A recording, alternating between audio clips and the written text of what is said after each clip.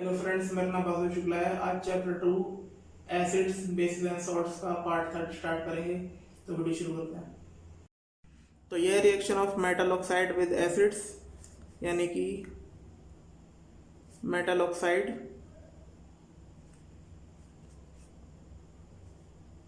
को अगर हम एसिड के साथ रिएक्ट करते हैं तो हमें सॉल्ट और वाटर मिलता है। तो इसको एग्जांपल समझ लेते हैं। जैसे यहाँ पर कॉपर ऑक्साइड, ये एक मेटल है और ये ऑक्सीजन, तो ये मेटल ऑक्साइड हो गया कॉपर ऑक्साइड। इसको अगर हम HCl, ये एसिड है, इसके साथ रिएक्ट करते हैं तो यहाँ पर कॉपर क्लोराइड और वाटर मॉलिक्यूल हमें प्राप्त होगा। तो मेटल ऑक्साइड को एसिड के साथ हमें मिला सॉल्ट और वाटर। तो ये बिल्कुल सिमिलरली ऐसी हो जाएगा बेस के साथ भी। और रिएक्शन ऑफ नॉन मेटालिक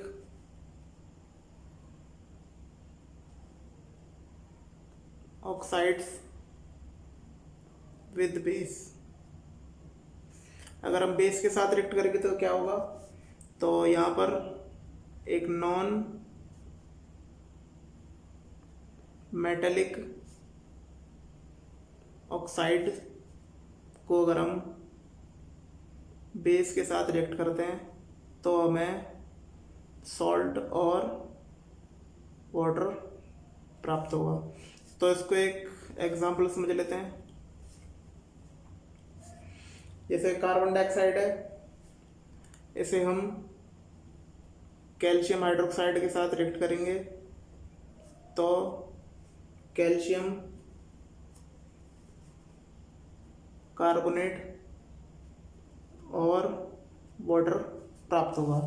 तो ये इस प्रकार से रिएक्शन है। और यहाँ पर मेटेलिक ऑक्साइड जो होते हैं वो बेसिक इन नेचर होते हैं, तभी एसिड के साथ रिएक्ट होकर वो सॉल्ट बनाता है।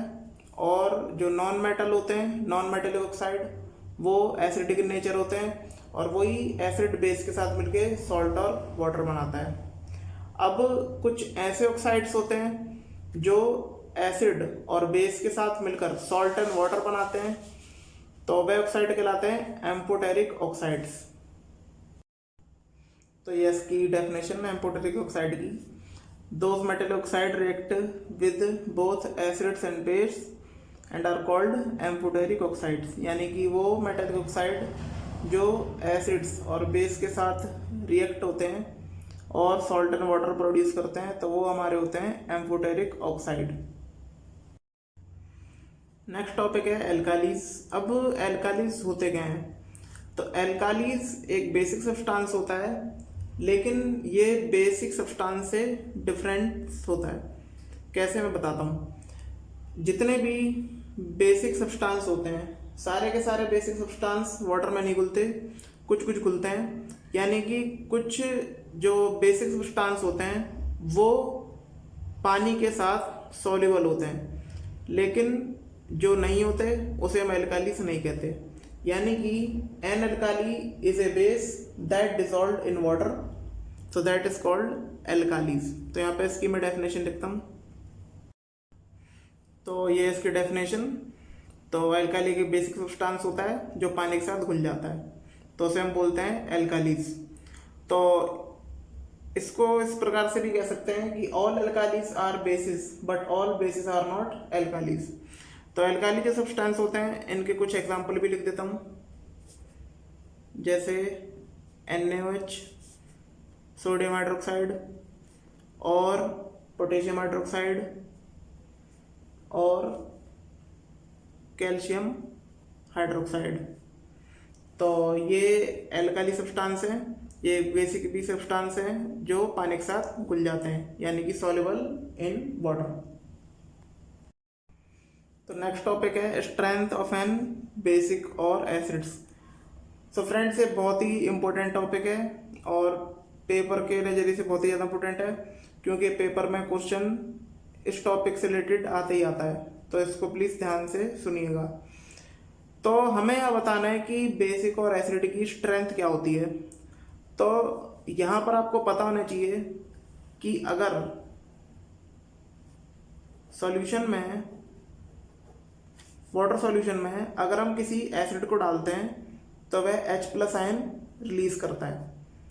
तो ये हमारे एसिड्स होते हैं, और जो OH- आयन रिलीज करते हैं वो हमारे बेसिक सब्सटेंस होते हैं।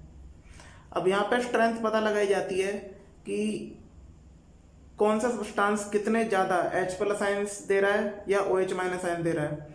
अगर कोई सब्सटेंस यानी एसिडिक सब्सटेंस H+ आयन कम देता है, यानी कि वो कम घुलनशील है, तो वह कहलाता है वीक एसिड। और जो पूरी तरह डिसॉल्व हो जाते हैं, यानी कि कंप्लीटली डिसॉल्व होते हैं किसमें, वाटर में, तो वह अपने सारे के सारे H+ आयन वाटर में डिसॉल्व कर देता है।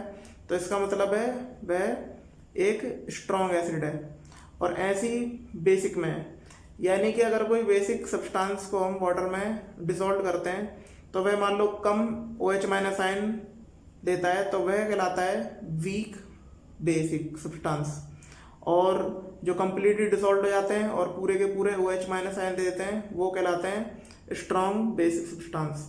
तो इस हिसाब से हम कह सकते हैं कि यहाँ से हमें पता लग जाती है कि स्ट्रेंथ बेसिक और एसिडिक की है क्या क्या। तो मैं यह लिख देता हूँ। तो यह weak acid, those acids partially dissolved in water, यानी पूरी तरह नहीं घुलते और वह H+ आयन पूरी तरह नहीं देते, तो वह कहलाते हैं वीक एसिड्स। तो जैसे इसके एग्जांपल है एसिटिक एसिड और हाइड्रोजन कार्बोनेट। स्ट्रॉन्ग एसिड किसे कहते हैं, यानी कि those acids are completely dissolved in water, यानी वो पूरी तरह टूट जाते हैं और पूरी तरह डिसॉल्व हो जाते हैं और ज़्यादा H+ आयन देते हैं, तो ये एसिड कहलाते हैं स्ट्रॉन्ग एसिड। और इसके एग्जांपल हैं HCl hydrochloric acid, H2SO4 sulphuric acid और HNO3 नाइट्रिक एसिड। अब इसी हिसाब से बेस का भी है। वीक बेस हम कैसे कहते हैं, those basic substances are partially dissolved in water, यानी पूरी तरह ये OH- आयन नहीं देते, तो ये कहलाते हैं वीक बेस। जैसे आपका NH4OH, यानी कि अमोनियम हाइड्रोक्साइड। और strong base, those basic substances are completely dissolved in water, यानी वो बेसिक सब्सटेंस जो पूरी तरह घुल जाते हैं पानी के साथ और ज़्यादा OH- आयन देते हैं, उसे हम बोलते हैं स्ट्रॉन्ग बेस। और इसका एग्जांपल है NaOH, यानी कि सोडियम हाइड्रोक्साइड। नेक्स्ट टॉपिक है pH। अब ये pH होता क्या है, pH का मतलब होता है, यानी कि ये एक जर्मन वर्ड है पोटेंज, जिसका मतलब होता है पावर। तो मैं लिख देता हूँ पोटेंज इन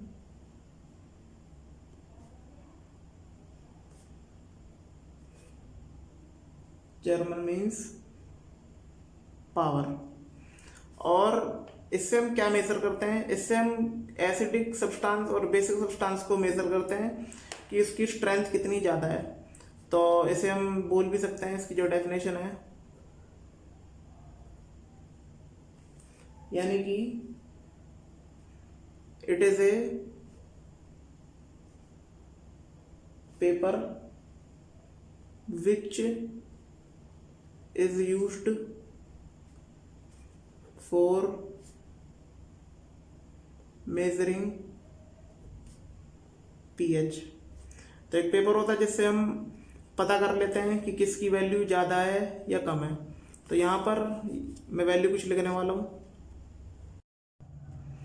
तो यहाँ पे वैल्यू की बात होती है, यहाँ पे 0 से लेके 14 तक वैल्यू होती है, और जो 7 होता है वो न्यूट्रल माना जाता है, यानी जिस सब्सटेंस की वैल्यू 7 है pH के हिसाब से, तो वह न्यूट्रल सब्सटेंस होगा। इसका मतलब, न्यूट्रल का मतलब है कि ना वो एसिड है ना वो बेसिक है, जैसे आपके प्योर फ्रूट होते हैं।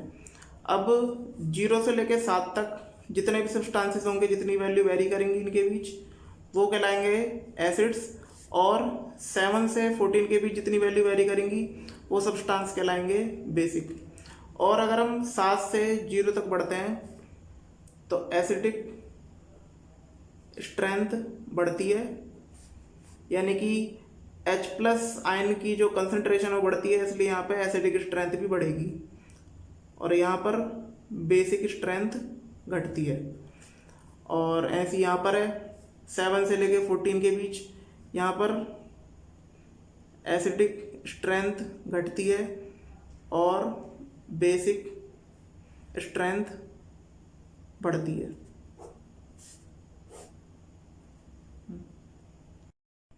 अब यहाँ पर कुछ मैं वैल्यू ले रहा हूँ पीएच पेपर की। अब मान लो जैसे 0 है तो जो पेपर का रंग होगा वो डार्क रेड हो जाएगा। इसका मतलब क्या हुआ, वह सब्सटेंस हाईली एसिडिक है और जो उसकी H+ आयन की कंसंट्रेशन है वो बहुत ज़्यादा है और जो OH- की कंसंट्रेशन है वह बहुत कम है। अगर वैल्यू 4 है तो इसका जो रंग होगा वो ऑरेंज या येलो कलर जैसा हो जाएगा और जो सब्सटेंस होगा वो सिर्फ एसिडिक होगा, हाईली नहीं होगा। और सिर्फ जो उसकी कंसंट्रेशन होगी H+ की वह सिंपल होगी, सिंपल से मतलब थोड़ा ज़्यादा हाई। और जो OH- की कंसंट्रेशन है वो कम होगी। अगर वैल्यू 7 है तो जो पीएच पेपर है उसका कलर ग्रीन हो जाएगा। इसका मतलब क्या है, वह न्यूट्रल है और जो OH- की कंसंट्रेशन है या H+ की जो कंसंट्रेशन है वो इक्वल होगी, यानी ये भी इक्वल H+ की और OH की भी इक्वल। अगर वैल्यू 10 है तो जो पेपर का रंग है, पीएच पेपर का रंग है वो ब्लूइश हो जाएगा, ब्लूइश ग्रीन या ब्लू भी हो सकता है। और वह एल्कलाइन कहलाएंगे यानी बेसिक। और लो कंसंट्रेशन रहेगी H+ की क्योंकि बेसिक सब्सटेंस है और ये हाई रहेगी OH- की। और अगर 14 है तो उसका मतलब समझ जाइए कि बहुत ज़्यादा वो बेसिक है।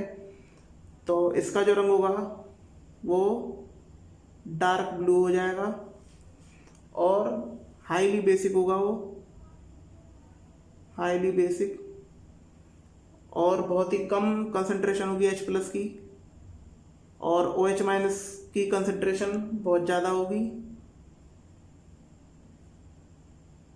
तो आप पीएच पेपर से इनसिग्निफिकेंस की मदद से आप पता लगा सकते हैं कि कौन सा सब्सटेंस एसिडिक है या फिर बेसिक है। तो ये इसके कलर थे, कलर ऑफ पेपर, ये नेचर था, ये H+ आयन की कंसंट्रेशन और ये OH- की कंसंट्रेशन।